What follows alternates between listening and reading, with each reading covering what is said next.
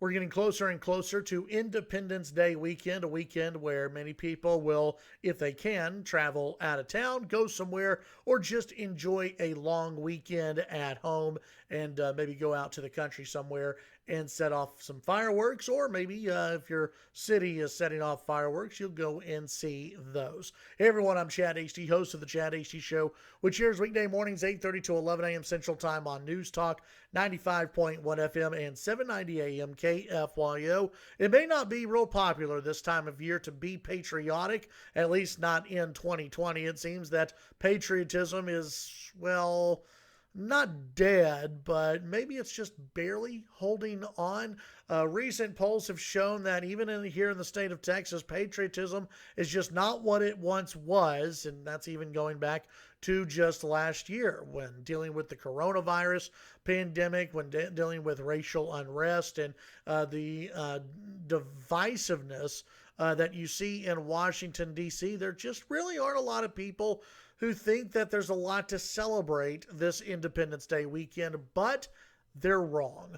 We still have the United States of America. And yes, we're dealing with a lot of stuff right now, as is other nations around the country. But yeah, we're dealing with some stuff right now here in the U.S. We're in the middle of a presidential election. We are dealing with a pandemic. We are dealing with racial unrest in America. We're dealing with people who are out of jobs because, states and cities in the United States was shut down, and people are apprehensive. They're worried about what's going to happen. But let me tell you this. This is still a wonderful country. This is still a beautiful country, and it's worth celebrating the independence of this country, this Independence Day weekend. It's worth celebrating America, and yes, all the faults that we may have right now and all of the worry that is out there. It's still totally appropriate to celebrate this country and the meaning of this country.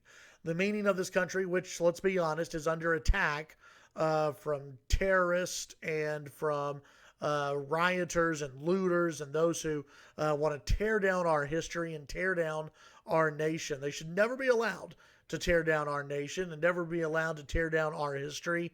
And finally, it looks like there are people and cities pushing back against these folks who are doing it.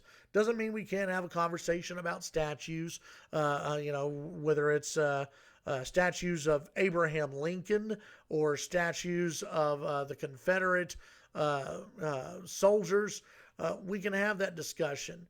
But we should always also be able to recognize that this truly, truly is a wonderful nation, a nation that gives freedom to so many, and a nation that is still revered around the world, and a nation that is held up as, let's be honest, the icon, the best of the best for so many around the globe.